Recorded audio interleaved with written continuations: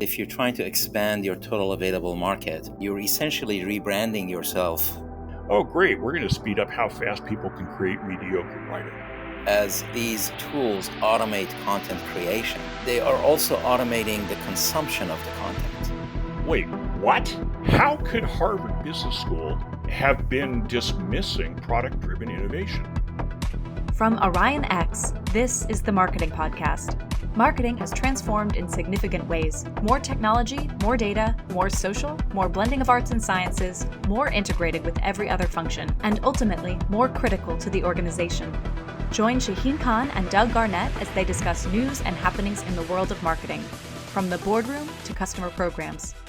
Hi, everybody. Marketing Podcast. This is Shaheen Khan with Doug Garnett. And this is the last episode of 2022. Thanks for being with us. This is also episode number 21. So even more, thank you for being with us. How are you, Doug? I'm doing well, Shaheen. All right. Just so you guys are caught up, we spent probably the past 3 hours discussing all matter of marketing activities and topics. So Doug, set us up as usual. We had a bunch of topics. What do we want to do first? I want to start with doll houses today. No, not doll houses, okay?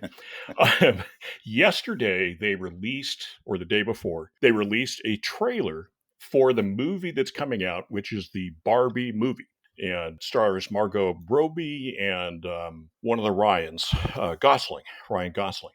And they released a trailer. And I want to talk about it because I was stunned, and I found that the trailer, not just because it was good, it was actually a funny trailer. It's nicely done and all that stuff. But what really shocked me is I saw in myself and in my wife and my son that it shifted our attitude on the movie. And that's critical. I mean, this is what advertising is all about, right? Is to make a change. And I see a lot of stuff that people go, well, that's a nice ad or that's an interesting ad. But it's rare that you really see one you can say, wait a minute, let's stop and look at this because I saw attitude change. And in this case, both Judith and Jacob, when I said last night, hey, we ought to watch this trailer, they were both like, I don't want to watch a Barbie trailer. Why would I want to watch a Barbie trailer for a Barbie movie? And we watched it and they're both like, wow, that might be a good movie. That's a huge shift. Anyway, so let's talk about that. Ad was effective. And I like it because I love to see an ad that has a business effect, that is well done and is done in such a way that you can look at it and say, that was some really smart thinking that went into it. Yeah. And yeah. I suppose I should probably, for those listeners who haven't seen it, I'll just describe it that essentially they copied frame for frame the opening of 2001: A Space Odyssey. So the whole thing with the monkeys playing on it, they copied all those, but instead of monkeys, and I mean, I've seen a frame-by-frame comparison. They did the same shots. But instead of monkeys, they have little girls playing with dolls, where the dolls are all designed to make a girl into a good mommy. That's the whole point of what dolls used to be. A lot of them were, practice being a mommy. You feed your doll, you change its diaper, that kind of thing. And then it uses that, and instead of a pillar, Barbie shows up. And it's really fun and really kind of compelling and interesting. So that's what it's about. You watched it. What did you think? Yeah, so I watched it, and of course, coming from a little bit of a different background, I thought that I had seen Space Odyssey being copied for several other things. So I was a little bit curious what their take was going to be. There is a scene in the ad where the old dolls are being smashed in favor of the new dolls that are going to change the experience. And it wasn't just me. There were a lot of people who were thinking that that potentially crosses a line from your brand definition and sweet spot. Some people thought it was violence. Some people thought it changes the target audience from, moms and little girls to like mobsters who are going to gravitate to the violence part of it. I wasn't thinking that, but I thought it was a very interesting decision that must have been made, that was okay. So that led me to think, why have a movie at all? Okay, I get it. It's like a good launch event. It gives you a whole bunch of content that you can cater and merchandise. And then also, if you're trying to expand the total available market for a product, and it's a cultural product, you're also changing the narrative. And those are all kind of risky things to do. And if you get them right, of course, you will reap the reward. Now, I come to this with more than the average Barbie knowledge, I suppose, in that there's a Barbie movie called Tiny Shoulders that's a documentary about the new changes they introduced in January of 2016. And I go through that movie with my consumer behavior class because it Mm, encapsulates all this stuff about consumer behavior, the cultural realities of Barbie, the individual relationships with Barbie, and they include Gloria Steinem is interviewed in it extensively. So there's no hiding from the controversy around Barbie. The movie spends a lot of time just simply trying to understand what is it about Barbie that was so volatile. So I come to it with some of that. What I've heard in responses is I think that there are a lot of women who will respond well to this because imagine growing up as a girl and your choice is getting a baby doll, in which case your whole thing is training about how to be a mother, which, I mean, I'm very sympathetic to the challenges women face in culture. Or, then you have Barbie. Now, when Barbie was introduced, she was pretty radical. Because if you look at it, Barbie has never married. She might have a boyfriend, but he's a little dull. And throughout her lifetime, while Barbie has spent quite a bit of time shopping, Barbie has also been a spaceman, been an executive, done all kinds of careers, been a doctor. And that started back in the 1960s. I mean, it's not recent. All mm. along, Barbie has been, in a way, a woman Breakthrough. of independent, yeah, and breakthrough in that way. On the other hand, those people who are very aware of how Barbie reflects social expectations for how women should look, I am not disagreeing with you at all. I think that actually is a real dangerous thing. You were saying that the 2016 changes that they made was, in fact, Mhm. to try to relax that sort of a body image, Yeah. exacting, unrealistic, almost imaginary standards that the original Barbie had. And they started having a collection of dolls that reflected actual human beings a little bit better. Yeah, the sales from 2012 to 2015 dropped by 25%. What this documentary does is they allowed them inside at Mattel as they dealt with this sales disaster they were having on the Barbie line. And that drop was $250 million worth of sales, something like that. That's not insignificant. And so in 2015, they decided they had to deal with the body image issues, and this documentary goes through it. It led to the release of 3 new Barbie body types in January of 2016. And those 3 types were curvy Barbie, a tall Barbie, and a petite Barbie. And Hmm. they proportioned bodies for them and made a really significant change. And the documentary covers what a risky choice that was. Because Barbie had been kind of just continuing to do the same thing. And there was a woman who led Mattel for the Barbie line for years that saw that they could continue to make loads of money by doing that, and they did it. But eventually, the cultural shifts overtook them.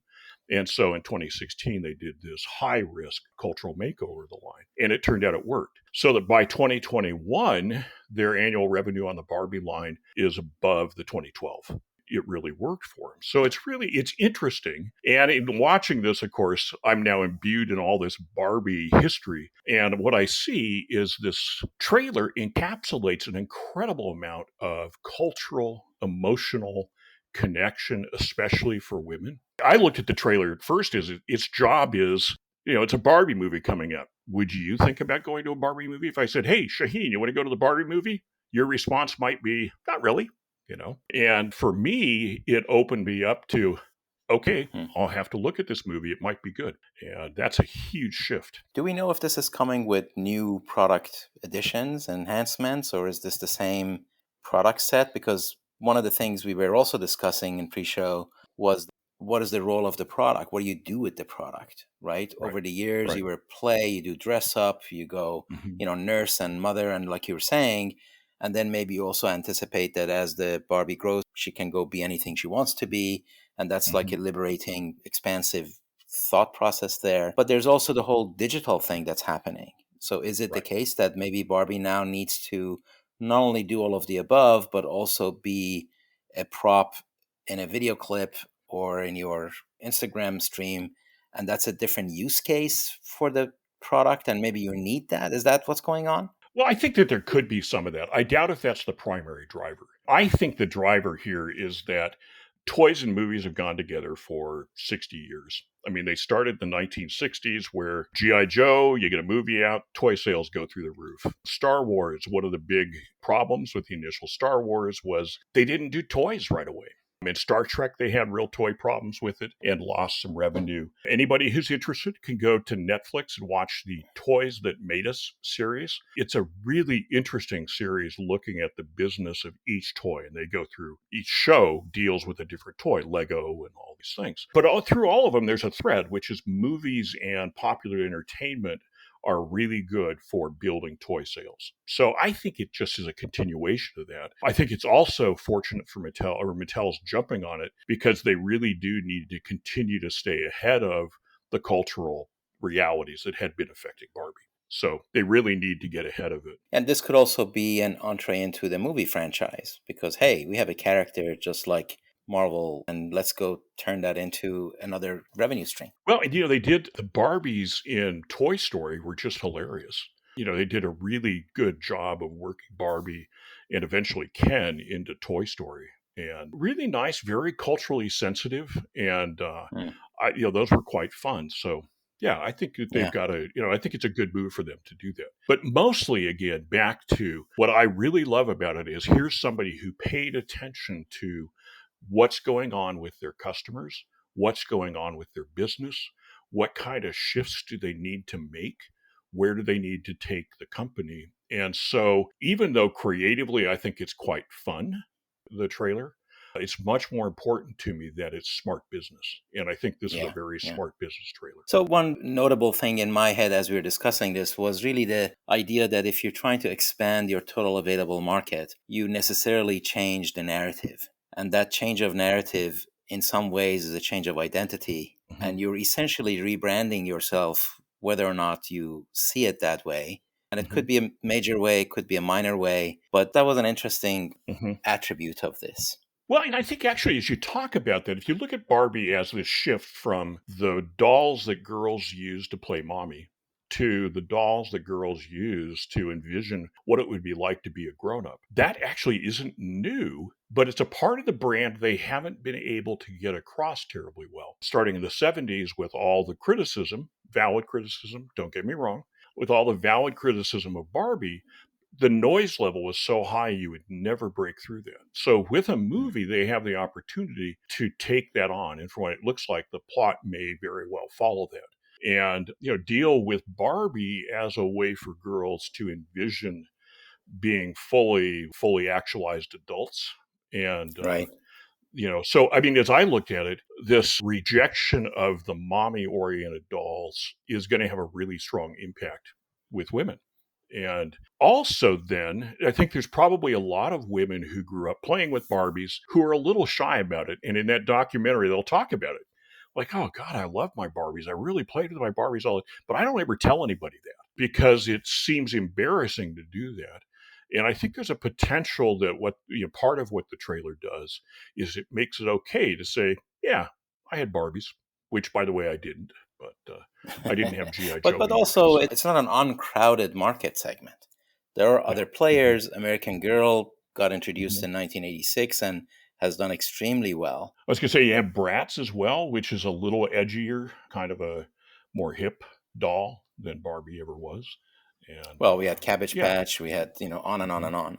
So we spent a good amount of time on this because it's such a multifaceted and broad discussion from Mhm. competition to buying behavior to product to the cultural, et cetera, Yeah. and of course, go to market, movie franchise, revenue opportunity. Really, really Mhm. good case study. So I can see how you use it in your courses, and I wish I could take the course, and I recommend others to go do it. So there was another several topics we talked about. Where do we want to go next? Well, why don't we go? Last time in our last episode, we talked quite a bit about the CMO role and the fact that really one of the problems with why CMOs don't have a longer life in companies is it's a very difficult role. And that Yes. your suggestion was that those who are really good actually do survive. And so it continues a thread of like, okay, so what does that mean? Well, and we have a tweet we picked up from Kirti in the last 2 weeks that says, if as a marketer you are going to your CEO with impressions data and asking for more money To quote her brilliant new boss, you're going to a knife fight with a baguette. Spend more time with your P&L and get to know it better than anyone else. That's how you win respect. What I like about the quote is it sets up this, if you're going to be in marketing, you need to know the P&L.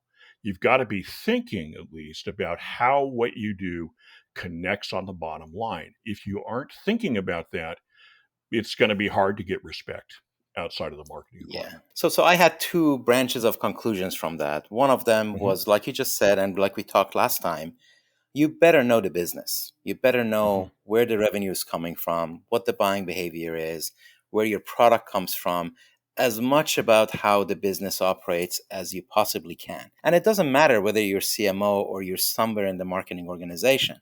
I think really everybody in marketing, no matter what your rank is or your job is, you would benefit from understanding how customers buy, why they buy, etc., etc. That part, no question about. The other part was impression data, because mm-hmm, now you're talking about data.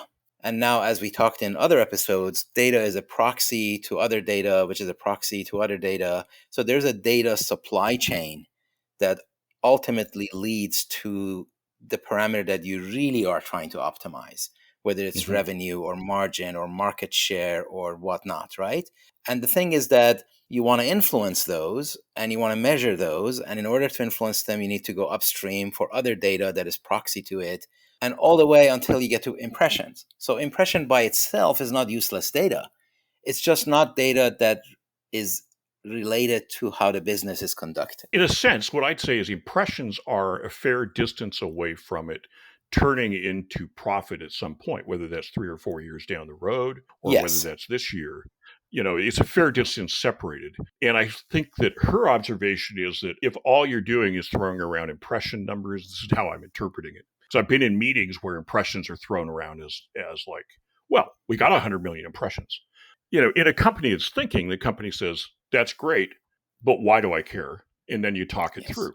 So, Yes. I guess I agree with you that, we ought not be just purely dismissing impressions, because if that's all you have to measure what's going on, you've got to start somewhere. So Right. I don't disagree with For that at all. example, if you go to your CEO with impression data asking for more money, maybe Mhm. you better be asking for more money to get better data. Yeah, yes, that's right. The money I It's need like, isn't more hey, money in media. I want more money so I can go figure out what this means. Yeah. yeah, exactly, right. Hey, CEO, I've got impression data and it looks great, but you know what? I don't know what it means. Can you Yeah, give me more money to I get guess, in? as I said earlier, the reality is, okay, so I got great impression data. The next question is, has that data made a difference? And you Yes. won't be able to just find that out automatically. You'll have to do surveys, or you'll have to do something to try to dig into, did that make a difference? I was observing you've got a big long gap between I've got impressions and somebody bought. Yeah. But you have to figure out how to peer inside that gap. And that could be done with Yes. market research, that could be done with other things. It's just much harder and much murkier. So I think impressions, they're the easy thing. Yeah. And that's why they Yeah. get It's thrown kind of a around too bookend. much. Yeah, exactly. That's kind of a Exactly. bookend. And the problem is Yeah. the murky middle is murky. Extremely murky and very, very fraught with mislabeling and data Hmm. pinballing, etc., etc. Hmm. All right. Hmm. So the next topic we talked about that maybe is the next is AI in general. Oh, yeah. Aren't we? Hasn't AI saved the world yet? Oh, it Oh, already wait, has three maybe it's times. not. Yeah, that's why we're still here. Oops, I forgot. Well, yeah, consider this last week. First of all, the last 2 weeks we had the ChatGPT come out and make a huge splash, and all sorts of people running around, posting. At least on Twitter, it was a big deal. A lot of tweets about it and stuff. As you've noted, I think it's GPT-3 is the one that is more in use, and there's a lot of talk about what GPT-3 is going to change in the world and things like that. And I posted a tweet on the still existent Twitter saying that, very little AI is actually just positioned as a tool. And that, kind of right now, the thing that bothers me in these early phases is the AI is positioned as its intelligence, and we've just changed the world. And you and I both know, we haven't been in computer stuff for so long. It's a tool. How does it help me? What's the algorithm, and how do I rely on it, and where can I apply it? And mostly I get particularly grumpy when these things come out without any sense of, so why do I care?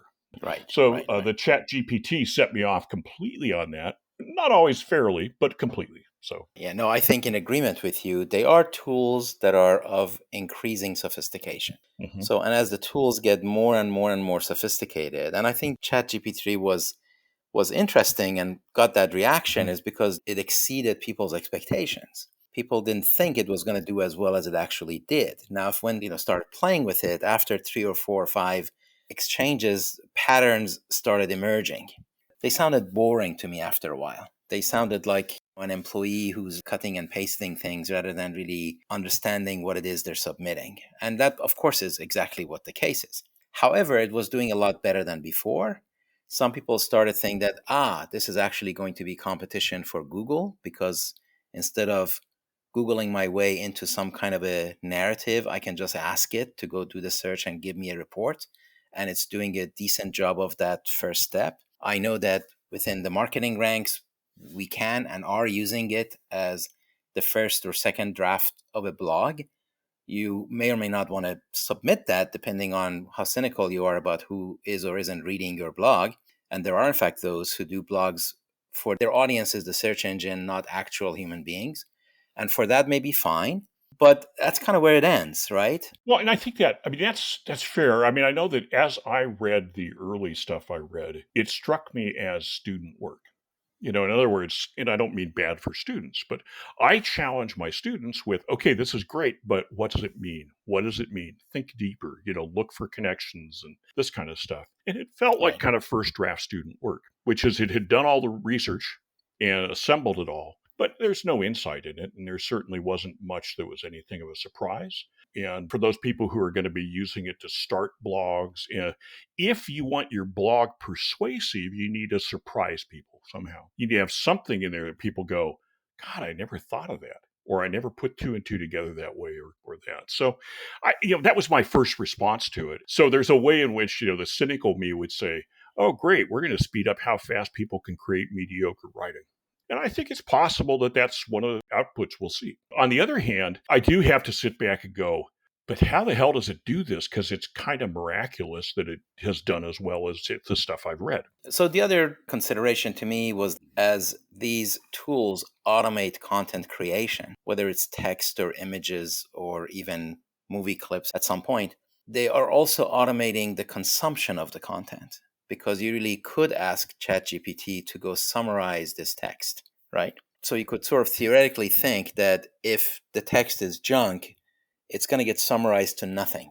It's Mhm. like, you don't need to read this.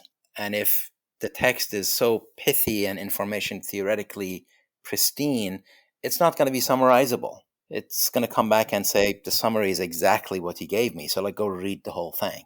But it also tells me that long term, the audience for these bots are other bots. They're not human Mhm. beings.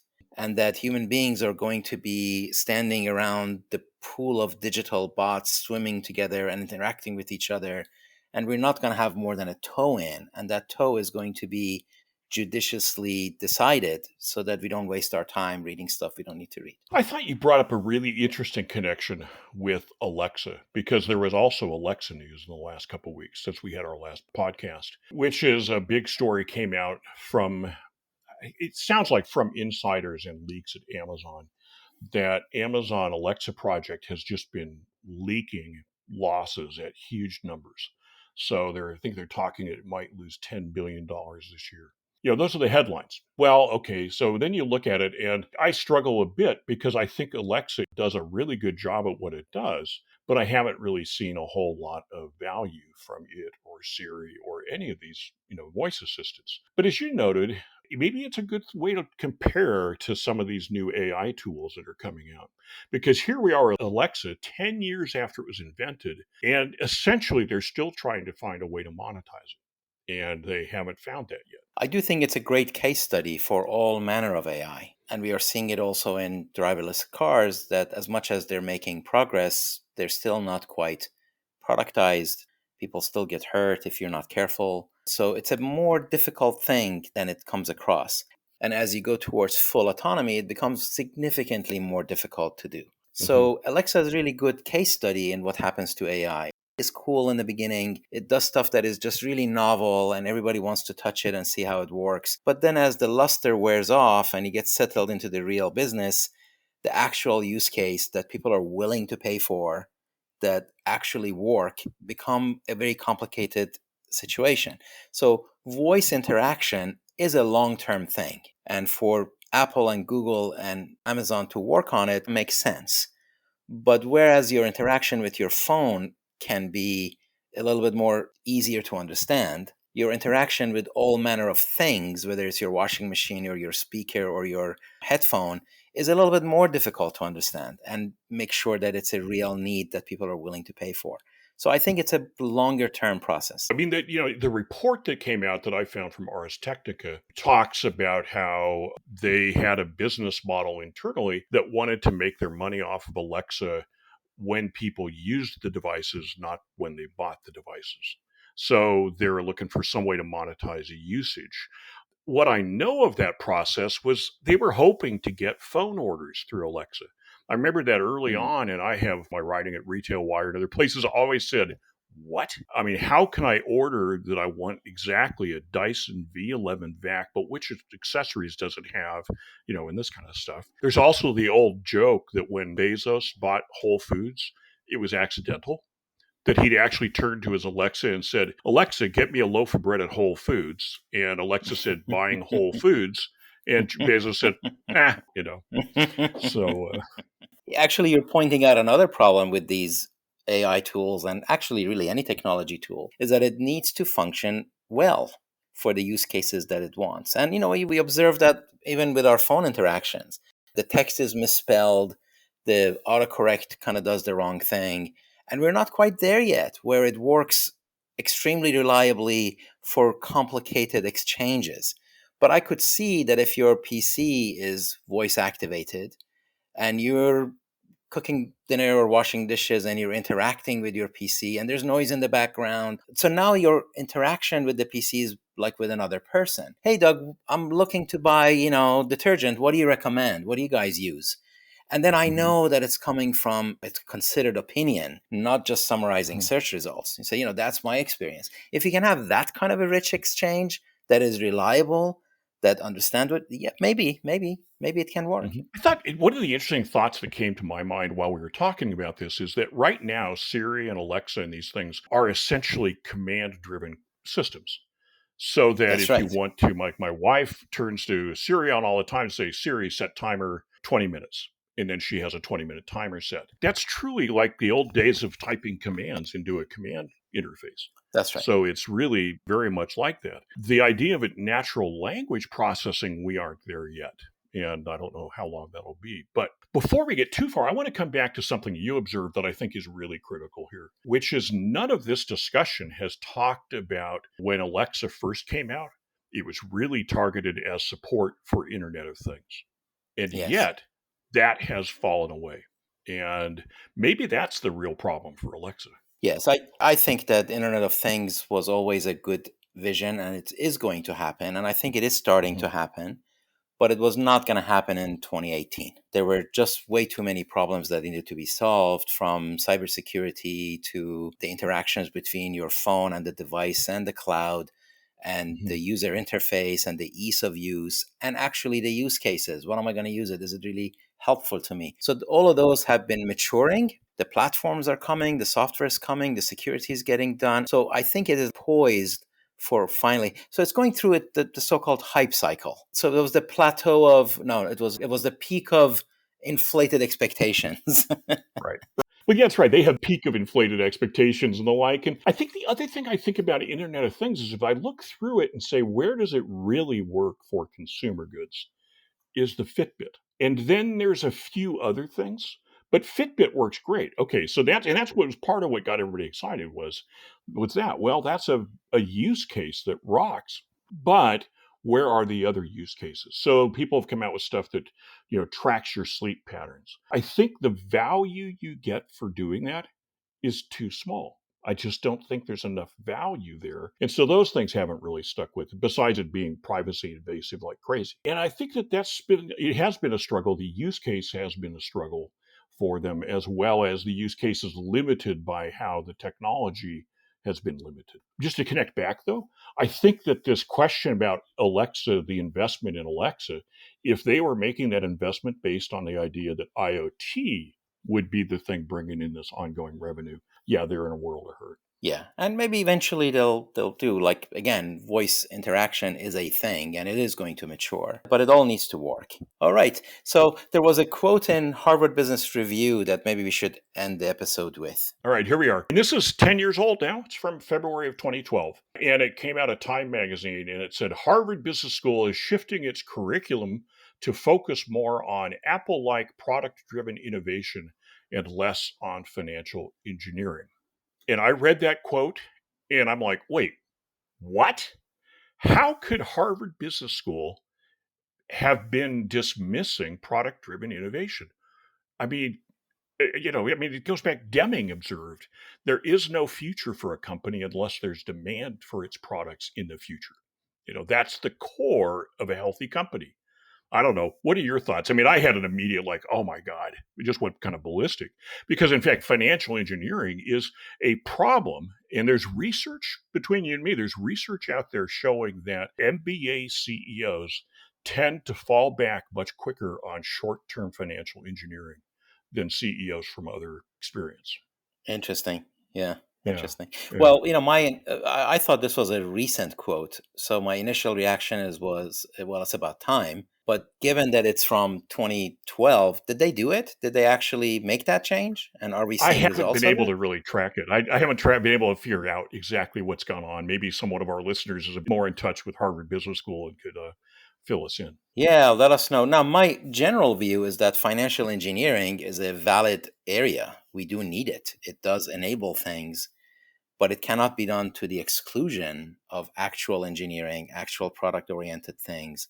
So it's something that needs to be part of the menu that you can take advantage of, but it cannot be making up for other things. And you're not going to make up for a bad product with anything else. The place it makes me, most angry is you see a lot of it in companies managed for shareholder value, where shareholder value, the proxy for shareholder value is stock price. And there's a lot of gimmicks that can be used to drive up stock price. For decades, for almost a century, stock buybacks were virtually prohibited in the United States because the SEC saw that they were manipulating stock price, that's primarily how they're used. And now that we read about Jack Welch and we read about Boeing and, some of the GE style things that they did, that's it. They're primarily engineering stock price and they have nothing to do with the company. And in both those cases, the share buybacks made the company weaker because the buybacks drained their reserve funds in businesses that were highly cash intensive. And why would you do that? To get stock price up. Well, it didn't make sense. So some of that kind of financial engineering is where things go completely wrong. On the other hand, financial engineering to make sure you're in good shape as a company, I got no problem with that. That's really the message to marketing people, is that the better way to solve all of these things is to get the basics right. Have products people want to buy, have products that deliver value to people, make them available, and make sure that they're well done. All right. So maybe on that note, we can end this episode. Thank you, Doug. Thank you to all of our listeners. And thank you for sticking with us for this whole year. Happy holidays to you. Hope you get to spend some time with friends and family and relax and energize for 2023. Thanks, Shaheen, and happy holidays, everybody. Right. Take care, everybody. That's it for this episode of the Marketing Podcast. Every episode is posted on orionx.net and shared on social media. Use the comments section or tweet us with any questions or to propose topics. If you like the show, rate and review it on Apple Podcasts or wherever you listen. The Marketing Podcast is a production of Orion X. Thank you for listening.